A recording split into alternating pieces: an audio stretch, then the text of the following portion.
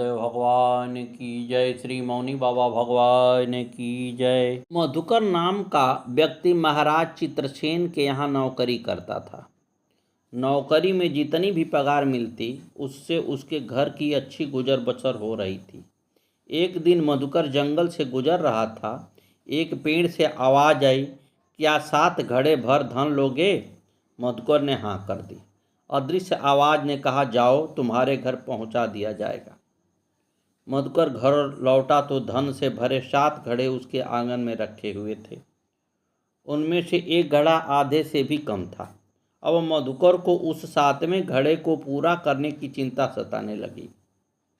उसने अपनी पगार में से अपने बच्चे और पत्नी आदि सभी का पेट काटना शुरू कर दिया। बच्चे उत्पात करने लगे और पेट भरने के लिए इधर उधर चोरी चाकरी भी करने लगे।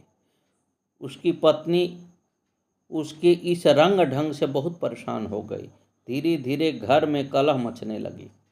उसकी यह हालत देखकर महाराज चित्रसेन ने एक दिन उससे पूछा, अरे सेवक, कहीं तुमने पीपल के वृक्ष में स्थित यक्ष ने 7 घड़े तो नहीं भिजवाए? मधुकर ने कहा, हाँ महाराज। महाराज हंसकर बोले, तुम्हारे दुखों का यही कारण है। अगर सुख चाहो तो उस सभी घड़ों को लौटा दो और जो कुछ तुम्हें मेहनत से मिलता है उसी में गुजारा करो। 99 का फेर हमेशा ही दुखदायी रहता है। सद्गुरुदेव भगवान की जय। ग्राम चित्सौन के मास्टर जगदीश प्रसाद शर्मा की पत्नी प्रेमवती अपने पति की ही तरह मौनी बाबा की भक्त हैं। पूज्य गुरुदेव की कृपा व दया का वर्णन करते हुए वे कहती हैं कि जब पहली बार मौनी बाबा भगवान इनके घर आए तो उन्होंने नेकर पहन रखा था। इन्होंने उस दिन बाबा को मूंगफली खिलाई। बाद में तो ऐसा प्रेम बढ़ा कि ये धोती भी उनको बांधकर पहनाने लगी। एक बार इनकी कलाई में झटका आ गया। मौनी बाबा ने दवा बांध दी और ये एकदम ठीक हो गई। इनके कमर में भी दर्द होता था, सो अब इन्होंने मौनी बाबा से कमर दर्द ठीक करने के लिए बहुत कहा, परंतु उन्होंने कमर में दवा नहीं लगाई। प्रेमवती समझ गई कि ये दर्द अब ठीक नहीं होगा।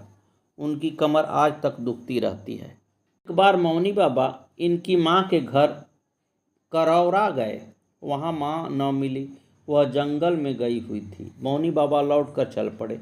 थोड़ी देर बाद ही माँ लौट आई। पता चला कि मौनी बाबा आए थे और वापस चले गए हैं। वह तड़प उठी, बड़ी दुखी हुई। मौनी बाबा रास्ते से ही वापस चल पड़े और वहाँ दोबारा पहुँचे। फिर पुदीने की चटनी से रोटी खाकर भी गए वापस। सद्गुरुदेव भगवान की जय। एक गीदड़ एक गड्ढे में गिर गया। बहुत उछल कूद की लेकिन बाहर न आ सका। अंत में हताश होकर सोचने लगा कि अब इसी गड्ढे में मेरा अंत हो जाएगा। तभी एक बकरी को मिनमिनाते सुना। तत्काल ही गीदड़ की कुलिरता जाग उठी। वह बकरी से बोला, बहन बकरी, यहाँ अंदर खूब हरी हरी घास और मीठा पानी है, आओ जी भर कर खाओ पियो। बकरी उसकी लुभावनी बातों में आकर गड्ढे में कूद गई। चालाक गिदड़ बकरी की पीठ पर चढ़कर गड्ढे से बाहर कूद गया और हंसकर बोला, तुम बड़ी बेवकूफ़ हो, मेरी जगह खुद मरने गड्ढे में आ गई हो। बकरी बड़े सरल स्वभाव से बोली, गिदड़ भाई, मेरी उपयोगिता बस कोई न कोई मुझे निकाल ही लेगा, लेकिन तुम अपने ही दुर्गुणों के कारण विनाश के बीज बोलोगे। थोड़ी देर में मालिक ढूंढता हुआ बकरी को निकाल ले गया। रास्ते जा रही बकरी ने देखा कि वही गिदड़ किसी के तीर से घायल हुआ झाड़ी में कराह रहा है। गुरुदेव भगवान की जय। आइए माँ भगवती का आह्वान किया जाए। तत्पश्चात जन्मेजय ने सर्पशत्र नाम का यज्ञ आरंभ किया। सर्प यज्ञ कुंड में आकर जलने लगे। तक्षक भयभीत होकर इंद्र की शरण में चला गया। ब्राह्मण राजा की आज्ञा से इंद्र सहित तक्षक को यज्ञ कुंड में लाने की आहुति देने को तैयार हुए। उसी स्थिति में इंद्र सहित सभी देवगण मनसा देवी की शरण में गए।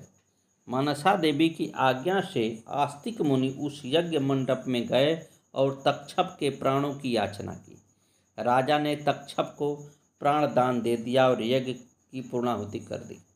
तत्पश्चात इंद्र ने पाद्य अर्घ वह पूजा सामग्री से पहले गणेश, सूर्य, अग्नि, विष्णु, शिव, पार्वती 6 देवताओं की पूजा कर सहित दक्षाक्षर मूल मंत्र ओम ह्रीं श्रीं मनसा दिव्य स्वाहा का जाप कर षोडशोपचार से मनसा देवी की पूजा करके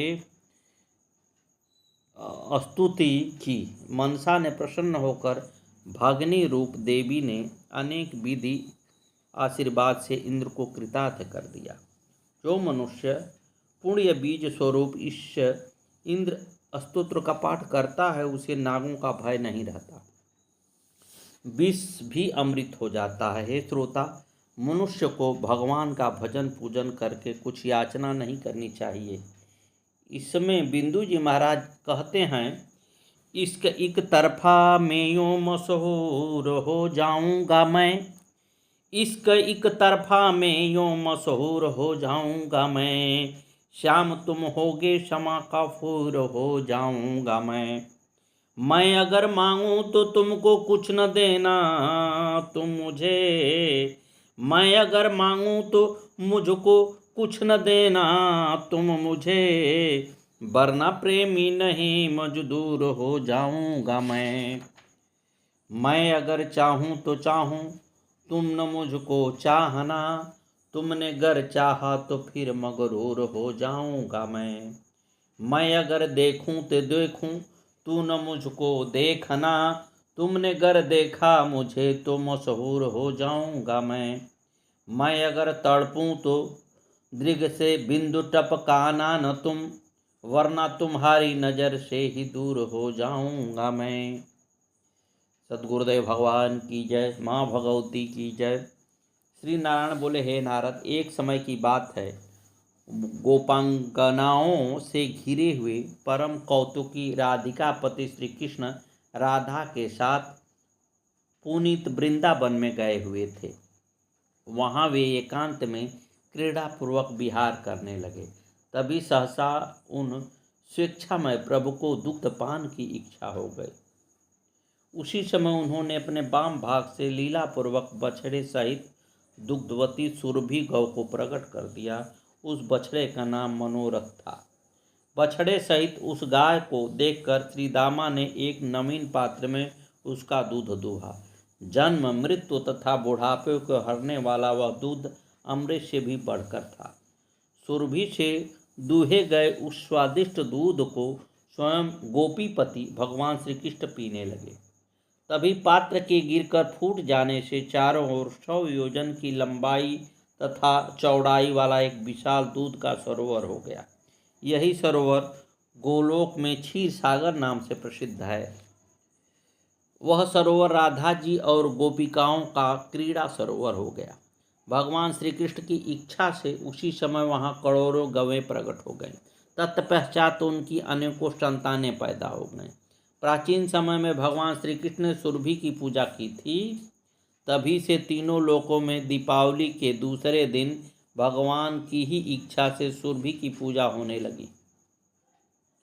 हे नारद, अब मैं सुरभि देवी का ध्यान, स्तोत्र, मूल मंत्र आदि जो पूजा का विधि क्रम है उसे बता रहा हूँ। ओम सुरभाय नमः, यह उनका खड़ाक्षर मंत्र है। इसका 1,00,000 बार जाप मनुष्य को कल्प वृक्ष की समानता का बना देता है, मंगल कारक है। लक्ष्मी स्वरूपा परमा राधा की सहचरी, गौओं की अधिष्ठात्री देवी, गौओं की जननी,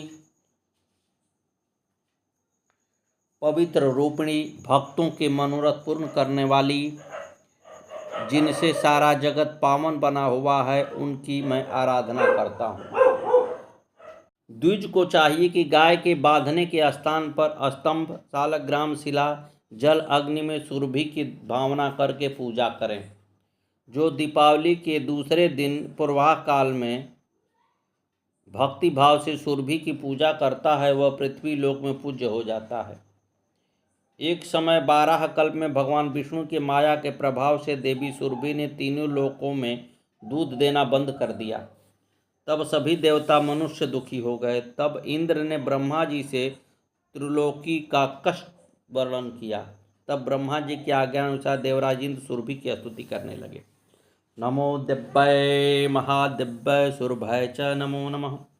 गवांग बीज स्वरूपै नमस्ते जगदम्बिके। नमो राधा प्रियाय च पद्यासाय नमो नमः।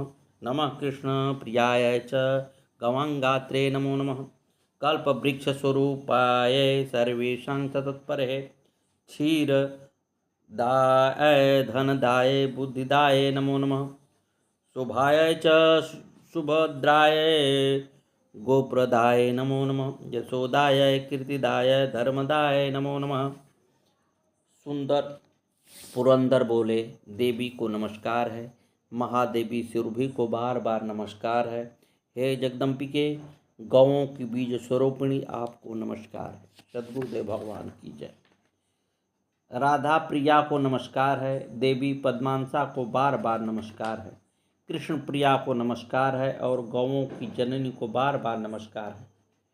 हे परादेवी, सभी प्राणियों के लिए कल्प वृक्ष स्वरूपिणी, दूध देने वाली, धन प्रदान करने वाली तथा बुद्धि देने वाली आपको बार बार नमस्कार है। शुभा सुभद्रा तथा गोप्रदा को बार बार नमस्कार है। यश कीर्ति तथा धर्म प्रदान करने वाली भगवती सुरभि को बार बार नमस्कार है। इस स्तोत्र को सुनकर सुरभि प्रसन्न होकर विश्व को दुग्ध से परिपूर्ण कर सभी देवता मनुष्यों पर कृपा कर प्रसन्न कर दिए। इस स्तोत्र का पाठ करने से मनुष्य सुख भोग कर श्री कृष्ण के धाम में चला जाता है। श्री नारायण कहने लगे, हे नारद, जगत की उत्पत्ति के समय मूल प्रकृति स्वरूपिणी ज्ञानमयी भगवती से प्राण तथा बुद्धि की अधिष्ठात्री देवियों के रूप में दो शक्तियां प्रकट हुई। श्री राधा भगवान श्री कृष्ण के प्राणों की तथा श्री दुर्गा उनकी बुद्धि की अधिष्ठात्री देवी हैं। वे शक्तियों ही संपूर्ण जीवों को सदा नियंत्रित तथा प्रेरित करती हैं। विराट आदि चराचर सहित संपूर्ण जगत उन्हीं शक्तियों के अधीन है। जब तक उन दोनों शक्तियों की कृपा नहीं होती तब तक मोक्ष दुर्लभ रहता है। अतः उनकी प्रसन्नता के लिए उन दोनों की उपासना करनी चाहिए। हे नारद, उनमें राधा मंत्र जिन्हें ब्रह्मा विष्णु आदि भी सदा जपते रहते हैं, श्री राधा इस शब्द के अंत में चतुर्थ लगाकर तथा उनके आगे अग्निपत्नी स्वाहा पद जोड़ने से देने पर श्री राधाय स्वाहा नामक खड़ाक्षर महामंत्र धर्म अर्थों को प्रकाशित करने वाला है। इसी राधा मंत्र के आदि में माया बीज ह्रीं से युक्त होकर ह्रीं श्रीं राधाय स्वाहा यह वाक्षा चिंतामणि मंत्र कहा गया है। सर्वप्रथम इस मंत्र को श्री कृष्ण ने गोलोक में रास मंडल में मूल देवी भगवती श्री राधा के उपदेश करने पर ग्रहण किया था। श्री कृष्ण ने भगवान विष्णु को, विष्णु ने विराट ब्रह्मा को, ब्रह्मा ने धर्मदेव को और धर्मदेव ने मुझको इस मंत्र का उपदेश किया था। मैं इस मंत्र के जप के कारण ही सर्वपूज्य हूँ। ब्रह्मादि देवता प्रसन्नतापूर्वक राधा का ध्यान करते हैं। राधा की पूजा के बिना श्री कृष्ण की पूजा करने का अधिकार नहीं है। भगवती राधा श्री कृष्ण की अधिष्ठात्री देवी हैं, अतः वे विष्णु उनके अधीन रहते हैं। वे श्री कृष्ण के रास की सदा स्वामिनी हैं, इसलिए श्री कृष्ण उन राधिका के बिना नहीं रह सकते। वे प्राणियों के संपूर्ण मनोरथों को पूर्ण करती हैं, इसलिए वे राधा इस नाम से विख्यात हैं। यहाँ कहे गए मंत्रों का ऋषि मैं नारायण ही हूँ। राधा मंत्र का देवी गायत्री छंद है तथा राधिका देवता हैं। तार प्रणव बीज है और देवी भुवनेश्वरी को शक्ति कहा गया है। मूल मंत्र की आवृत्ति से खडंग न्यास कर लेना चाहिए। परमेश्वरी श्री राधा श्वेत चंपा के वर्ण के समान आभा वाली, शरद चंद्रमा के समान मुख वाली, अलौकिक सुंदर अंगों वाली, समस्त गोपियों की स्वामिनी, सदा शांत स्वभाव वाली तथा रत्न सिंहासन पर विराजमान है। तत्पश्चात बुद्धिमान पुरुष को राजोपचार सहित गंधादि पूजनोपचार से आवरणों सहित भगवती राधिका की पूजा करनी चाहिए। जपे गए मंत्र के दशांश हवन करना चाहिए। तदंतर शत्रु का पाठ करना चाहिए। नमस्ते परमेशानी रासमंडलवासिनी राशेश्वरी नमस्तुभ्यं कृष्ण प्राणाधिका प्रिये। नमस्ते त्रैलोक्य जननी प्रसीद करुणार्णवे। ब्रह्मा विष्णुवादी भी दैवद्या मान पदाम्बुजे। नमः सरस्वती रूपे नमः सावित्री शांकरी।